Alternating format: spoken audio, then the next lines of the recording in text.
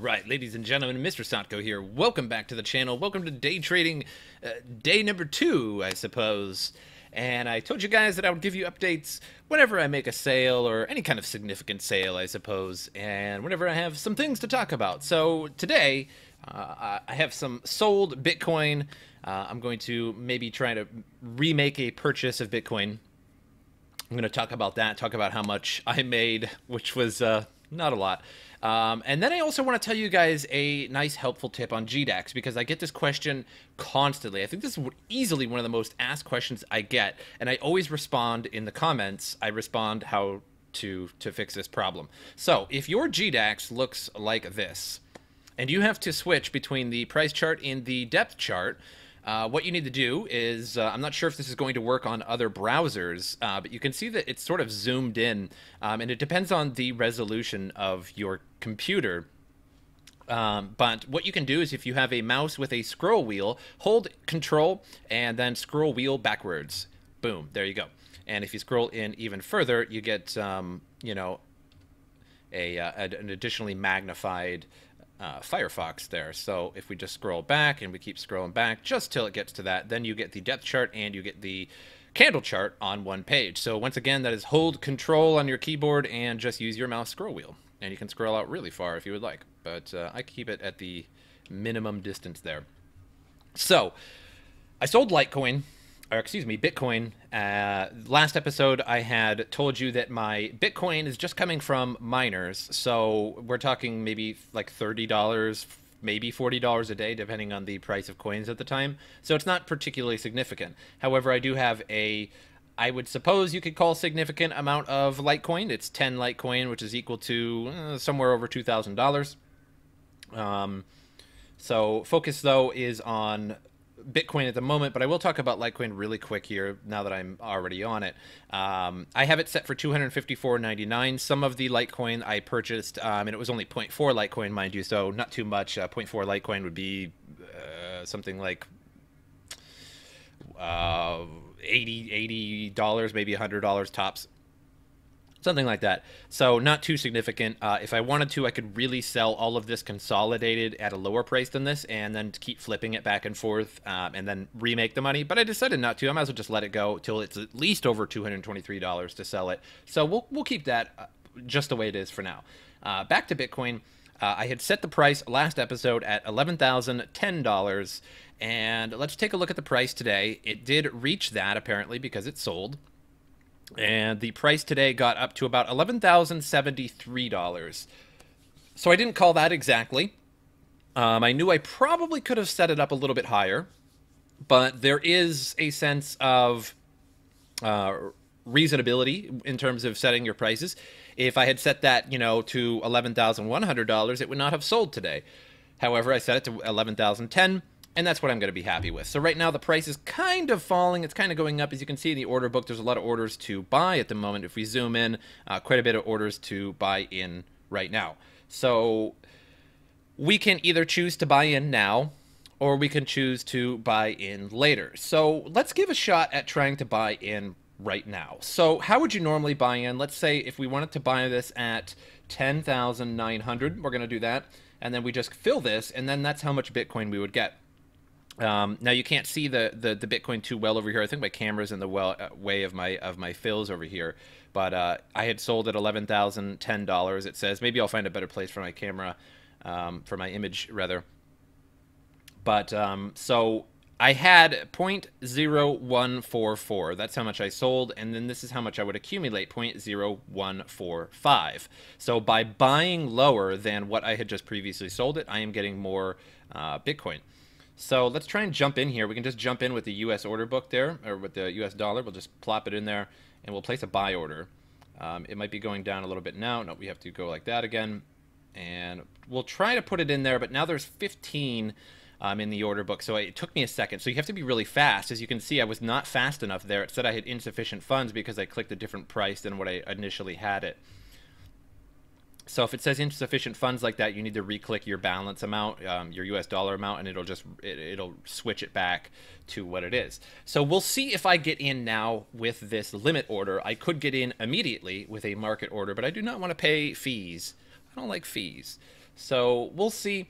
And I'll give this just a minute here. I'll try to fill in the time with some random jargon, I guess, and talking. So now the order book is filling up a little bit here, and there are starting to be way more sellers than buyers. So if I stay at this position, what's going to happen is that it's going to buy it here, and then I will end up having to, it'll likely fall past this.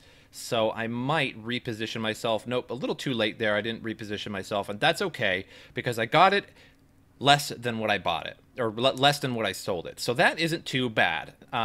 So it says the status is nilled. That means it was filled. As you can see, my US dollars is now gone, and I now have Bitcoin in place of that.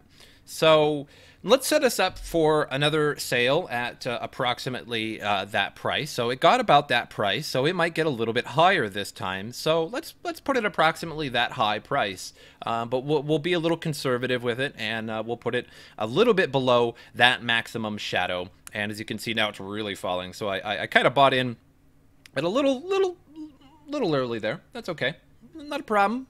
Everybody's fine. I know everybody's just riding and throwing, and they're just going crazy. But it's fine. It'll be all right. So this is just a goofy trading account here that I'm trying to show you guys live as it goes, and there goes the price all the way back up again. So welcome to the Wild West of crypto. Get your revolvers out, boys, because this is a showdown. So now I want to buy again, or rather I want to sell again. So I'm going to click limit, and then I'm going to click sell, and then I just pre-filled all of my Bitcoin there at 145, and so I bought a little bit more. So as you can see that down here, I think my camera might be in the way, and I apologize for that. Maybe I'll make it smaller or position it somewhere else on the screen.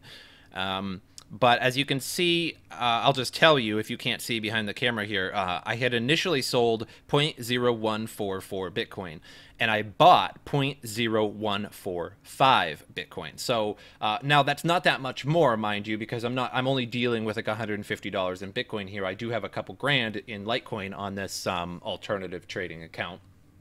But it just goes to show that as long as you sell something and then buy it for less than what you just sold it, technically you're buying more Bitcoin than you already had, and you're accumulating more Bitcoin. So that means when I sell it again, if I sold it again for exactly $11,010 like I previously did, that means I'm going to make slightly more. Now we're talking fractionally more, but I'm going to make slightly more than what I did last time, because I have fractionally more Bitcoin than I did last time, so therefore the percentage of growth is better.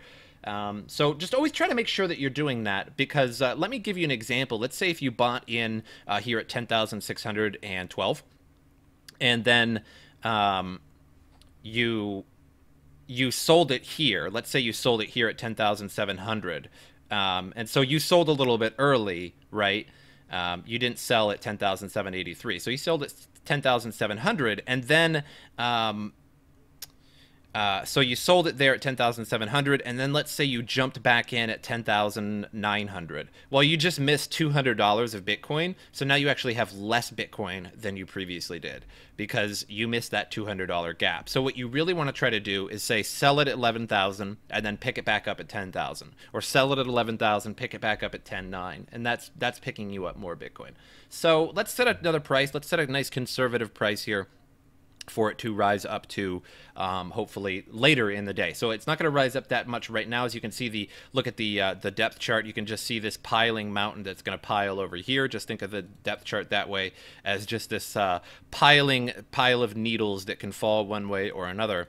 And this is really only for a very extremely short time. As you can see, look how much it rapidly changes based on the price falling and going up and down. So the price is falling down. It's now down to about 10,800. If I would have had a little bit more patience and wasn't really recording, I probably would have picked it up a little bit better. But I just wanted to show you guys the buying and selling process. And either way, I'm making money, so I'm not too worried about it.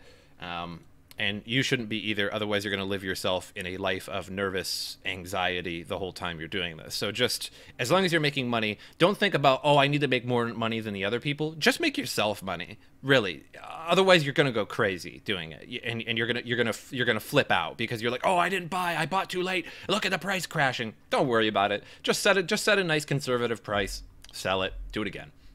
So we've seen that it gone up to about 11,073. So that's sort of a price that we're going to be going off of now, because it got up to that price. People did not want to buy it anymore. People didn't want to buy it anymore. The demand was not low, or the demand was not high, extremely low, and then the sellers pushed it right back down. So let's put it up at $11,060. Why not? So I previously had like 157. That's going to make me a cool like $3 basically on that trade, from buying it at 10,928 and then selling it at 11,600. But as you can see, you know, if you had several Bitcoin, this would make you hundreds of dollars. If you had just $100 in Bitcoin, it's just going to make you maybe like $1 or something. So it depends on how much money you have, but don't worry about how much money you have into the market. Just worry about making good trades, right? Because it's all relative, right? If you have $100 and you sell something and you make $1, well, if you had $1,000, you would have made $10. So it's relative. It's all the same thing. It doesn't matter how much money you have. Of course, there's the old adage, you know, you need money to make money, and that's sort of true, but remember that it is all relative, it's all statistics, it's all percentages. So just because I made the same trade as you, and you had less money than I did, or you had more money than I did, we're still making the same percentage gain on what we had put in. So 11,060, boom. We'll put that there, and we'll wait. You know, maybe it'll sell at midnight for me. That's usually a pretty high time. Let me talk about high times and low times. So first of all, as you can see, prices typically rise till about noon. And I am in Arizona time, which sometimes is West Coast, sometimes is Mountain Time. Right now I'm Mountain Time, I know, because Arizona doesn't follow the rules of daylight savings time, because it's like Mad Max here, people driving around in dune buggies, spray painting their teeth with chrome, and saying, "Witness me," as they blow up. That's Arizona for you, okay? There's no rules. And by no rules, no daylight savings time either. So this is my time, so just look at your time as well and study your time. So at noon, it rises. You can see it rises to the top, and then for the lunch period, it goes down, and then it will rise further, and then typically kind of does whatever it wants after that. Then it rises till about midnight. And when I mean this, I mean it could rise till 11, it could rise till 1 in the morning. It's never the same every single day. Just have an error of 1 or 2 hours on that everything you see. And then it'll go down at about midnight, and we'll go down till, you know, something like 4 in the morning or 5 in the morning. Will then start to go up. In this case, it was about 7 in the morning, 6:30 it started to rise.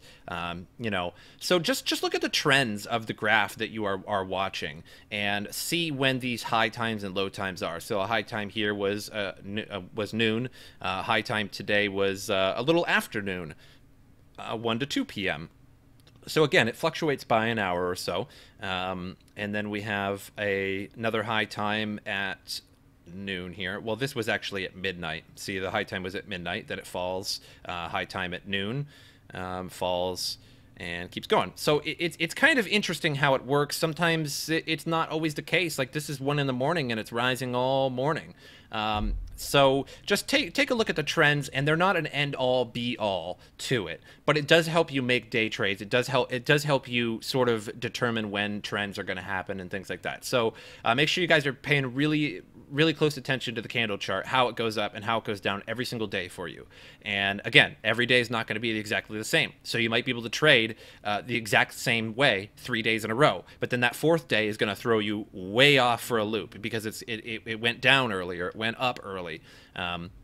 So make sure you guys are watching that. Let's take a look at Litecoin real quick, see what it's doing. It's going down just the same. It got up to,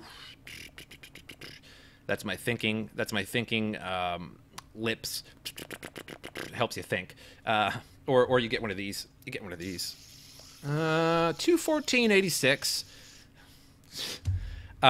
So about $214. That's not too bad. I probably could have consolidated all my Litecoin together and sold it, and then picked it up, you know, a couple bucks less, but not too big of a deal. Again, I'm gonna wait till after $223. Waiting is the name of the game. So I hope you guys enjoyed this video. Hope it showed you a little bit of something. Again, if you have a problem with your depth chart not showing, just hold Control and use your mouse scroll wheel to go in and out, and it will show you that. Now, I'm not sure if that's going to work on every browser. Like if you use, for some reason, Internet Explorer, lol. I don't know if that works. If you use Google Chrome, I'm not sure if that works on Google Chrome either. I could probably bring up Google Chrome, but I don't feel like doing it. So Firefox, it definitely does. It zooms in and out. So it's zooming out for me, but it also depends on your monitor's resolution. So I have a nice widescreen monitor, and so it's going to show everything at once naturally. And so when people started to ask me that initially, when I first made the channel and started trading and things like that, people were initially asking me like, how does your screen look like that? And I'm like, I don't know. Like, what are you talking about? Like, I just opened up GDAX and this is what it looks like for me inherently. And then I started to realize that people actually have to zoom out their browser in order to see these. But I hope you guys enjoyed it, and I will see you guys next time.